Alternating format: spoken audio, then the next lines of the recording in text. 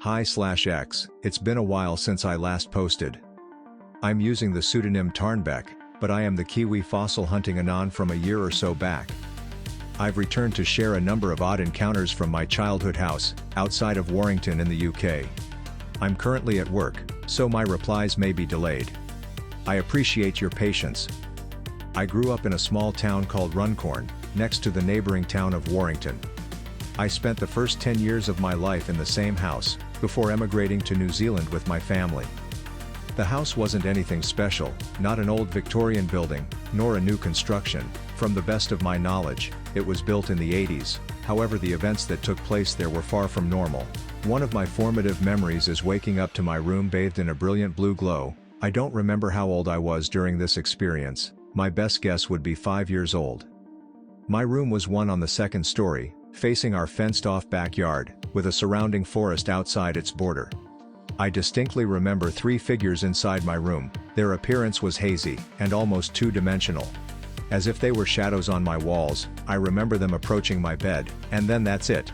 For the first 10 years of my life, I was utterly terrified of anything even remotely related to aliens. For no apparent reason as well. The depiction of a stereotypical gray would cause me to freeze, have an uncontrollable panic attack, or in extreme cases, wet myself. The older I get, I'm 25 now, the more I think that the memory of the figures in my room was some sort of abduction. As a young child under the age of 5, I had a habit of laughing in my sleep, sometimes until the point of tears. I would also wriggle around and stretch my arms up, as if interacting with an unseen person. This would often perplex my mum and dad, putting them on edge. Eventually they paid it no mind, chalking it up to just a normal occurrence. This was until one night, they are both watching a movie on the couch downstairs, the living room adjacent to the staircase that leads to the upstairs, and a corridor connecting the landing to my room. Mum decides it's time to check on me. I would have been around 3, as my younger sister wasn't born yet. She heads upstairs leaving my dad on the couch. Reaching the top of the landing, she can see through a small crack in my door, and by the moonlight of my open curtain, a figure standing over my bed, and me, as usual laughing in my sleep. Assuming my dad had beat her upstairs and was playing with me in the crib, she headed back down.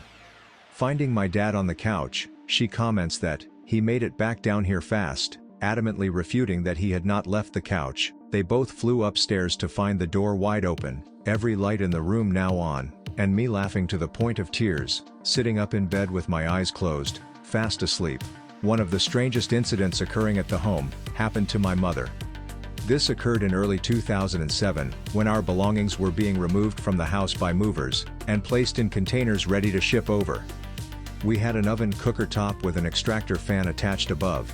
This fit into an alcove in our kitchen, with about an inch between the extraction unit and the ceiling. The whole unit was about 7 feet tall, and 4 feet off the wall, so was quite sizable. For years socks had been going missing in the house, just the odd one here and there, but we were left with a large number of single socks in a drawer, without their partner. Mum came home from work one afternoon to find the movers finishing up for the day. One of them asked her, "Are these yours?" handing her 3 neat piles of clean pressed socks. She quickly realized that the socks were the many that had disappeared over the years. In disbelief she asked the movers where on earth they had found the socks, as she had practically turned the house upside down on many occasions trying to find them. The worker told her that they were in 3 neat piles, at the very back of the 1-inch gap between the extraction unit and the ceiling. The socks didn't have a speck of dust on them, but the top of the unit was caked in a thick layer. There was also no evidence the unit had ever been moved. What the fuck? Tarnbeck 08 to 09 to 23, wed. 11 to 50, 25, num, 3554275 3554270. I don't have many. I do have a very distinct picture in my mind's eye, of a woman standing by my door, with light coming through behind it, obscuring her features. The prospect of a possible abduction is terrifying, and I have a feeling there are other instances of people beings in my room but I can't quite recall them.